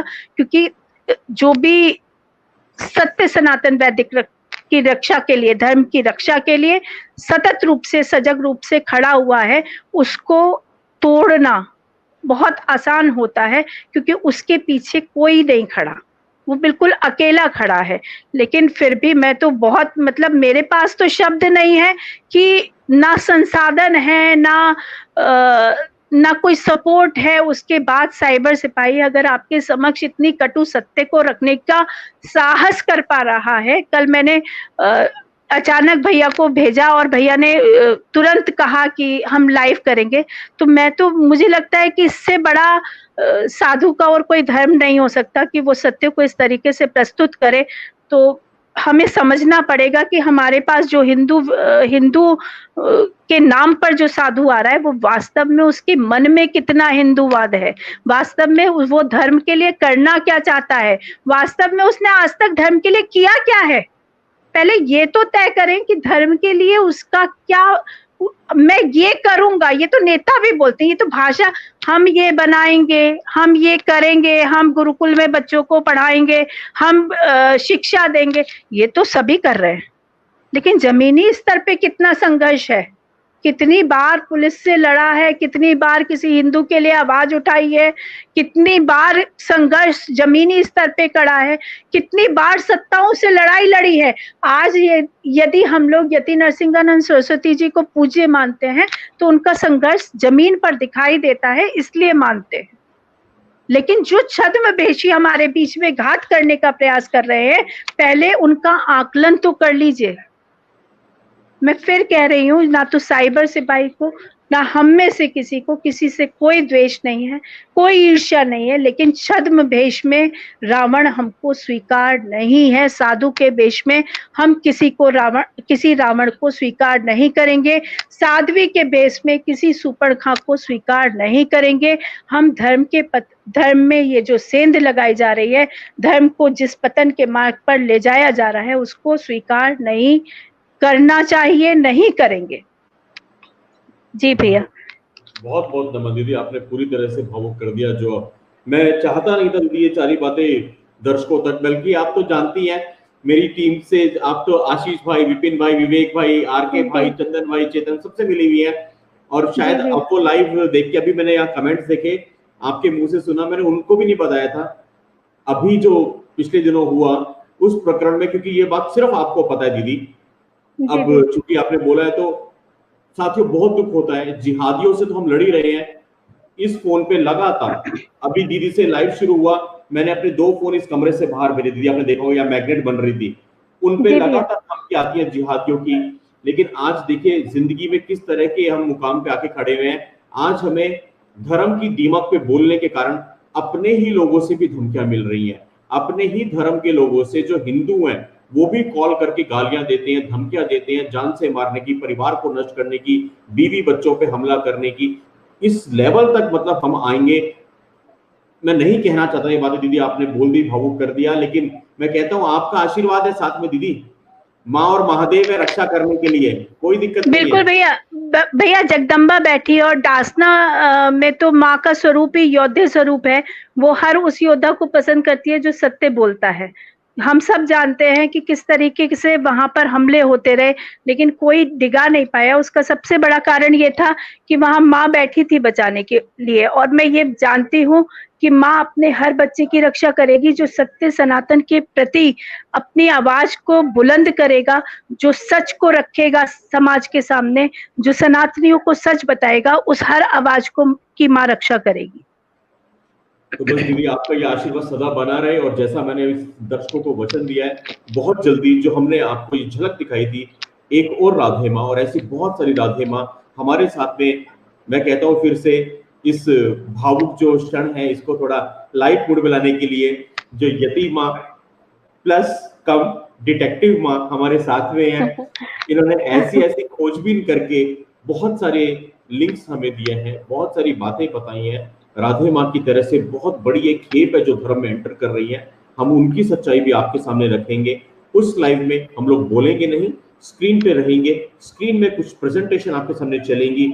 आप सब समझदार लोग हैं, आप फैसला कीजिएगा कि हमारे को किस दिशा में समाज धकेल रहा है और किस तरह से नकली बाबे, नकली साध्वियां प्लांट की जा रही हैं, पैसों के दम पे लॉन्च की जा रही हैं। वो सारी चीजें आप लोग तय कीजिएगा और फिर हम एक रोड मैप बनाएंगे। जब चीजें सामान्य होंगी साइबर स्पै के अगली सेमिनार में, यति माँ के आशीर्वाद से आप में से जितने साथी सेमिनार में आएंगे हम एक रोड मैप बनाएंगे। लेकिन इन विषयों पे हमें कभी भी रुकना नहीं है साथियों। जो कथा जिहाद को लेकर के हमने अभी तक सीरीज चलाई है उसको थमने नहीं दिया। साइबर सिपाही का एक ही वो रहा है शुरू से, जो हम लोग की खूबी बोले खामी बोले, कि अगर हम किसी चीज को पकड़ते हैं ना तो फिर जो मेरठ और गाजियाबाद में कहते हैं ना घर तक छोड़ के आना, तो घर तक ही छोड़ के आते हैं पूरा, तो बीच में नहीं छोड़नी है किसी चीज को, उसको पूरा सिरे पे लगाएंगे। लेकिन आप लोगों से मेरा यही निवेदन है कि बने रहिए फेसबुक पे यति माँ चेतनानंद सरस्वती जी को आप फॉलो कीजिएगा। अगर आपको प्रोफाइल का लिंक वैसे नहीं मिलता है, इस लाइव के नीचे हम फेसबुक पे यति माँ चेतनानंद सरस्वती जी की आईडी को टैग कर देंगे, आप वहां से जाकर के फॉलो कीजिएगा। आप देखिए यति माँ ने लगातार धर्म के लिए कितना बोला है, कितना काम किया है। भारत भूमि पे जब भी कोई ऐसा केस हुआ है, जैसे आपने अभी जम्मू का दीदी माँ के मुंह से सुना, हम तो उन सब चीजों के प्रत्यक्ष प्रमाण है, गवाह रहे हैं। दीदी वहां भी गई, दीदी मुजफ्फरनगर में, मेरठ में, और बहुत सारी बातें कैमरे पे बोलने की नहीं है। दीदी को याद होगा हमारी टीम से भी, या हमारी कुछ बहनें थी, कुछ तो सरहद पार की भी थी, पाकिस्तान से भी थी, कुछ बहुत सारी चीजें थी। हमें जब भी कोई मदद होती थी, मैं समय नहीं देखता, दीदी को बस फोन करता हूँ कि दीदी ऐसा ऐसा केस है। दीदी ने हमेशा जमीन पे साथ दिया है। तो आप उस टीम के साथ जुड़िए जो जमीन पे काम करने वाली है। यति माँ चेतनानंद सरस्वती के साथ में हम लोग बहुत जल्दी दोबारा लाइव आएंगे और बहुत सारी राधे माओं के साथ में उनके बारे में बताएंगे। कल का लाइव, परसों का लाइव, 12 तारीख का लाइव, ये सारे लाइव आप लोग जरूर देखिएगा। ये सारी की सारी एक सीरीज है। कल परसों हमारे साथ में जितेंद्रानंद सरस्वती जी थे, आज हमारे साथ में यति माँ है, कल हमारे साथ में सुदर्शन वाहिनी की टीम होगी, परसों फिर हमारे साथ में हिंदू आश्रम से जितेंद्रानंद सरस्वती जी होंगे, और 12 अक्टूबर को काजल शिंगला जी हमारे साथ में होंगी। लेकिन विषय यही रहेगा, परत दर परत इनकी तह खोलते जाएंगे। और जो मैं हमेशा कहता हूँ, बचपन में हम लोग खेलते थे ना ज्वाइनिंग द डॉट्स, और जब डॉट्स बनाते थे तो कभी चीता बनता था, कभी भालू बनता था, यकीन मानिए जब ये सारे लाइव आप देखेंगे और ज्वाइनिंग का डॉट्स आप मिलाएंगे ना, आपके सामने जो आकृति आएगी वो आकृति आपको हिला के रख देगी।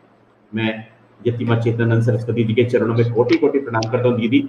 और चलते चलते आप हमारे छोटे भाइयों को, बहनों को, अपने सभी साइबर सिपाही योद्धाओं को जो आशीर्वचन देना चाहे, आपने अपने समय में से आज का इतना बहुमूल्य समय निकाला, इतने छोटे से नोटिस पे नोटिस भी क्या, आपने रात को मुझे प्रोफाइल भेजी, मैंने आपसे निवेदन किया और आपने तुरंत कहा कि हाँ भैया कल शाम को लाइव करते हैं। मैं हृदय से आपको बहुत बहुत आभार प्रेषित करता हूँ, बहुत बहुत नमन आपके चरणों में करता हूँ दीदी। बहुत बहुत आपका आशीर्वाद हमेशा बना रहे। हर हर महादेव, हर हर महादेव, हर हर महादेव। जी दीदी। जी भैया बहुत बहुत आशीर्वाद है आपको, पूरी टीम को आशीर्वाद है। और मैं आपके श्रोताओं से एक निवेदन करना चाहती हूँ। देखिए, कोई भी लड़ाई बिना सामर्थ्यवान हुए नहीं हो सकती, और जो लड़ाई ये बच्चे लड़ रहे हैं उस पे बहुत सामर्थ्य की आवश्यकता है। जो भी आपसे संभव हो सके, हम छोटे छोटे प्रयास से सागर बना सकते हैं, और ये सत्य है, हमने ये करके भी देखा है। तो इसलिए मेरा निवेदन है कि किसी भी तरीके से साइबर सिपाही की टीम को आप लोग कमजोर मत होने दीजिए, क्योंकि ये अपनी कोई लड़ाई नहीं लड़ रहे। ये अपने लिए कुछ करना चाहते तो ये एक लाइसेंसी हथियार खरीदते, ये आराम से घर में रहते, एक बड़े पद पर नौकरी कर रहे होते, बहुत अच्छा, सब वेल एजुकेटेड बच्चे हैं, बहुत अच्छा पैकेज लेकर बहुत सुविधा अनुसार अपने जीवन का यापन कर रहे होते। लेकिन ये जो संकट के समय में इस तरीके से अपनी आवाज को बुलंद किए हुए हैं, इनको अगर आप साथ नहीं देंगे, अगर आप कमजोर कर देंगे, तो फिर कोई भी इस आवाज को उठाने वाला नहीं है।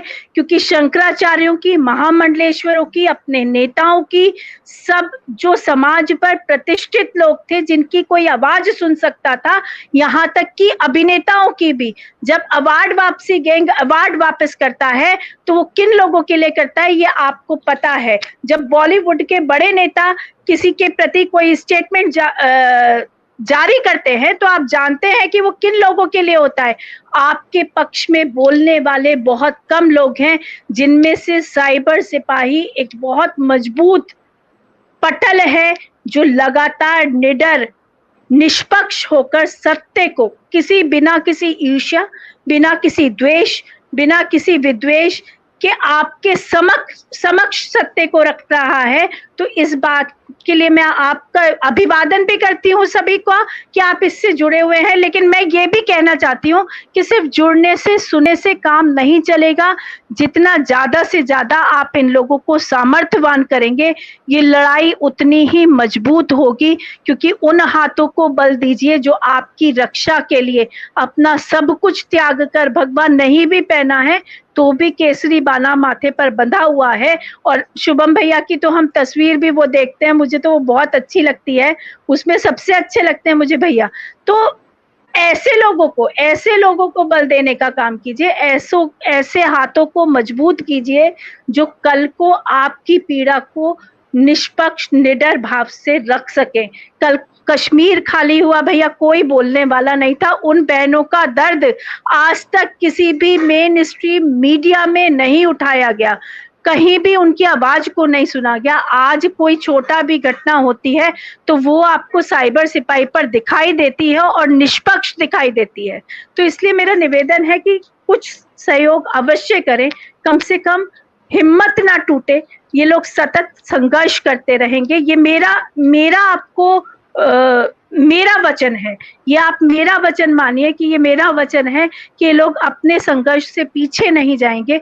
तो ऐसे लोग, और सीरीज जो भैया कह रहे हैं कि एक ऐसा चित्र, आप कल का जो मेरी बात हुई है आजाद विनोद जी से, ये जो लव जिहाद का विषय है, ये जो जिस तरीके से ये एक्सपोज होगा, आपके पैरों के नीचे से जमीन खिसक जाएगी। शायद रात को नींद भी, हम तो बहुत रातें नहीं सोते, लेकिन आपको शायद रात को नींद भी, ये IAS IPS सुसाइड, काजल हिंदुस्तानी, ये सारे जो नाम है, ये लोग वो हैं जो जमीन पर कुछ देखकर आपको कुछ बताने आए हैं।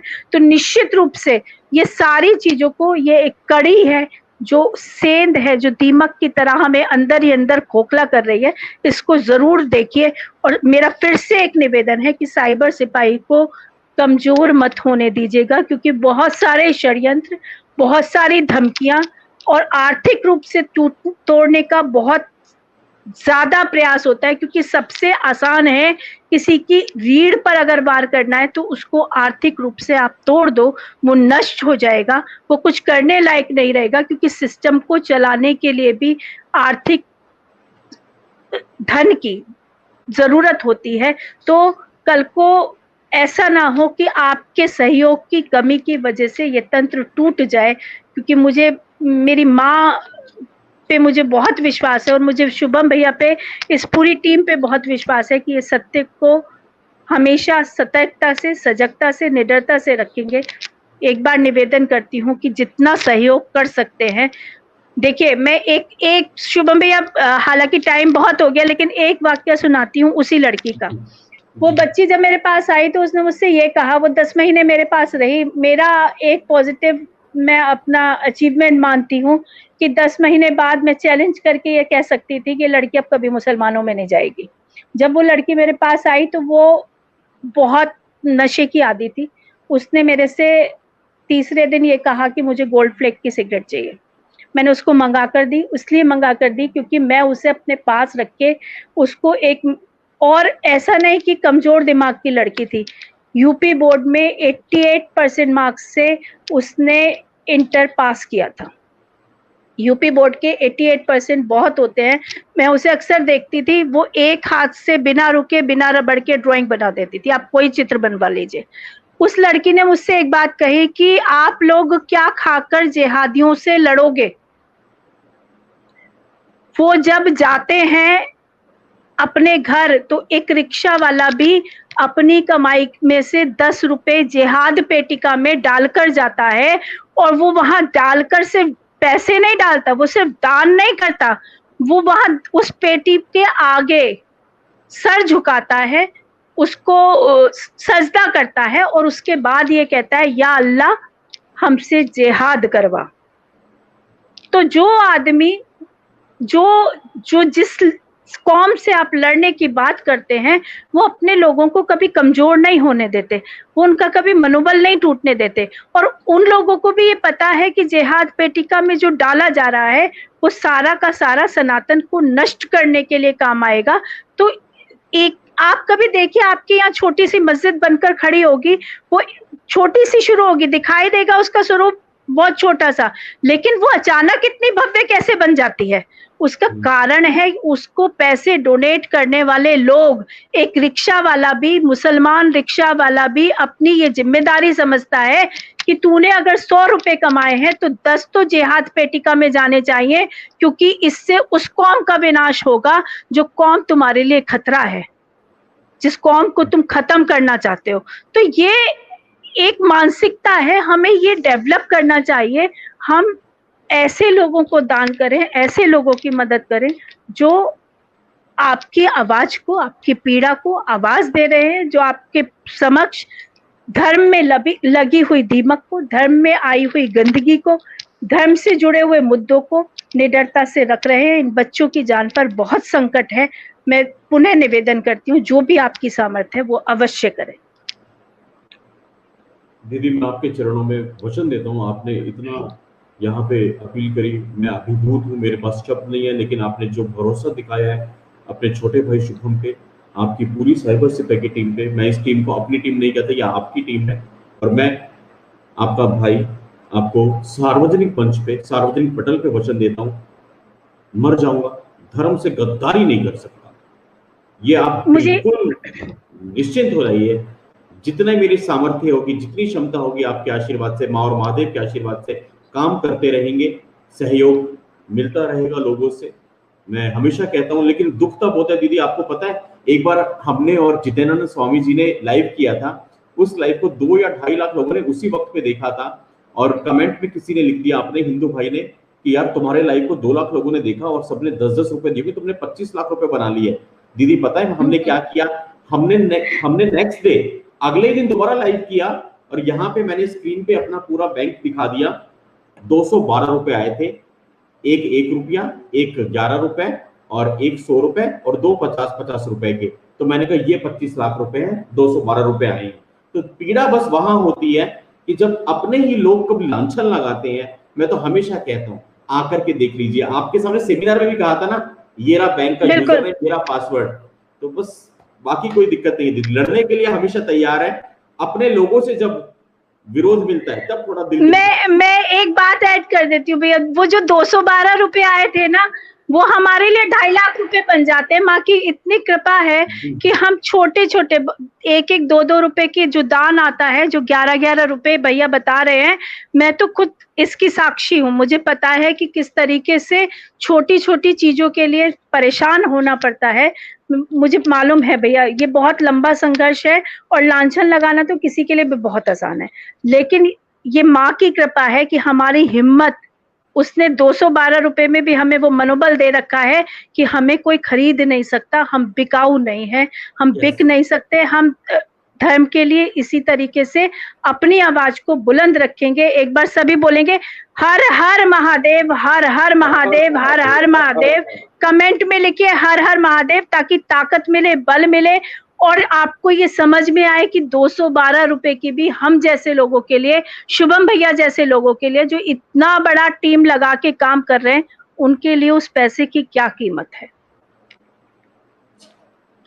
कोटि कोटि नमन, कोटि कोटि नमन है। आपने वाकई इतना समय निकाला, इतना प्यार दिया, इतना आशीर्वाद दिया।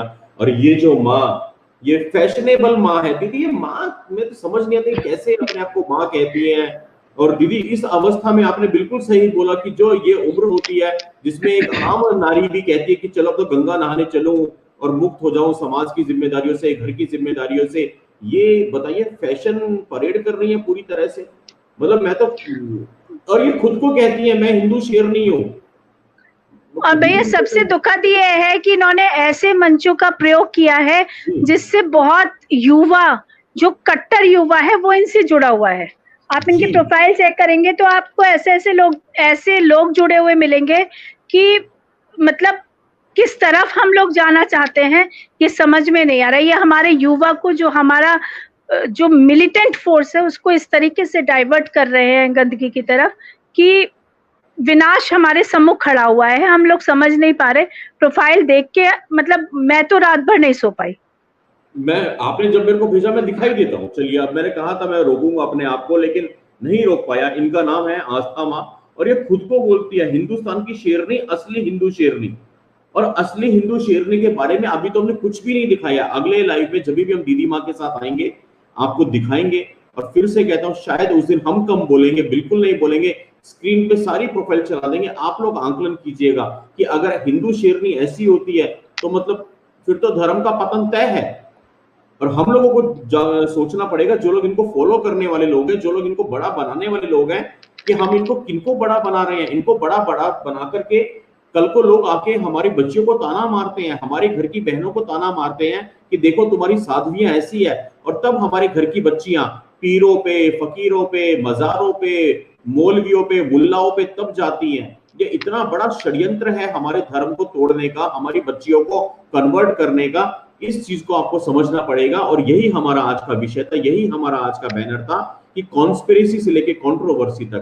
आज कंट्रोवर्सी हो गई, सब लोग अपनी टीआरपी बना रहे हैं। सारे मीडिया चैनल्स में आप देख लीजिए, टीवी के हर चैनल पे कमोबेश राधे माँ, सुखविंदर को लेके तरह तरह के एपिसोड चल रहे हैं। लेकिन ये कंट्रोवर्सी हो गई है, सबको टीआरपी की रेस में मजा आ रहा है, पैसे बन रहे हैं, एड्स मिल रहे हैं, विज्ञापन मिल रहे हैं। लेकिन ये कॉन्स्पिरेसी मेरे दोस्तों आज की नहीं थी, ये कॉन्स्पिरेसी कई वर्षों से चलती आ रही थी। मैं हृदय की अनंत गहराइयों से यति माँ चेतनानंद सरस्वती के चरणों में कोटि कोटि नमन करता हूँ कि दीदी वाकई आपने इतने सरल, इतने सहज तरीके से युवाओं को ये सारी बातें बताई, ये सारी चीजें समझाई। और मैं पुनः आपके चरणों में वचन देता हूँ, आपका ये भाई कुछ भी कर सकता है, धर्म से गद्दारी नहीं कर सकता और बिक नहीं सकता। इसी भरोसे के साथ बहुत जल्द हम लोग फिर से मिलेंगे, इसी विषय पे फिर से एक लाइव करेंगे। और आने वाली सीरीज में कभी भी दीदी अगर आपके पास में समय हो, ये पटल आपका अपना पटल है, आपको सिर्फ मुझे एक कॉल करनी है और ये कहना है कि शुभम भैया शाम को मैं फ्री हूँ, मुझे भी जोड़ लीजिए। ये स्टूडियो आपका स्टूडियो है, ये चैनल आपका है, ये शुभम आपका भाई है। बस अपना प्यार और अपना आशीर्वाद बनाए रखिए। हर हर महादेव, हर हर महादेव, हर हर महादेव, हर हर महादेव। तो साथियों, ये थी हमारे साथ में यति माँ चेतनानंद सरस्वती जी। और आज हमने चर्चा की है सुखविंदर, धर्म के अंदर कितनी सुखविंदर, कॉन्स्पिरेसी से लेकर के कंट्रोवर्सी तक। और आप लोग नोट कर लीजिए, ये सीरीज यहां थमेगी नहीं, यहां से शुरुआत हुई है। यदि मां चेतनानंद सरस्वती जी के आशीर्वाद से शुरुआत हुई है। यदि मां चेतनानंद जी का आशीर्वाद जब मिल गया तो समझो मां और महादेव का आशीर्वाद मिल गया। और इसी श्रृंखला में कल हम आपको बताएंगे अपनी ही बेटियों को फंसवाते हुए हिंदू सेठ। जी हां, आपने सही सुना, अपनी ही बेटियों को लव जिहाद में फंसवाते हुए हिंदू सेठ। कल शाम को 6 बजे आप लोग नोट करते जाइएगा। उसके बाद अगला लाइव हमारा होगा हिंदू आश्रम जितेंद्रानंद सरस्वती जी महाराज जी के साथ में 10 अक्टूबर को शाम को 6 बजे।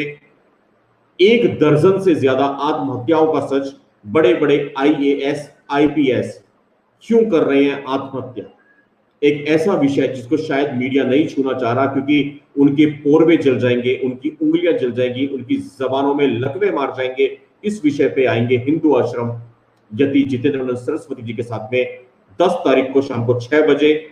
और फिर मंडे को 12 अक्टूबर को काजल हिंदुस्तानी, काजल त्रिवेदी सिंगला जी के साथ में शाम को 6 बजे इसी विषय पे, जिस विषय के साथ आदम यति मां के साथ में लाइव थे, बिग बॉस हो या बिग बी का KBC हो, किस तरह से टीवी का बक्सा हमें जिहाद परोस रहा है। बस अपना प्यार और आशीर्वाद इसी तरह से बनाए रखिए। साइबर सिपाही के सभी वीडियोस को देखते रहिए। YouTube चैनल को सब्सक्राइब कर लीजिए अगर आपने नहीं किया है तो, ताकि आपको नोटिफिकेशंस मिलती रहे। और कल शाम को 6 बजे लाइव मिलेंगे। ख्याल रखिए, जुड़े रहिए, अपना प्यार और आशीर्वाद बनाए रखिए। बहुत बहुत धन्यवाद। नमस्कार, जय श्री राम, हर हर महादेव, हर हर महादेव, हर हर महादेव।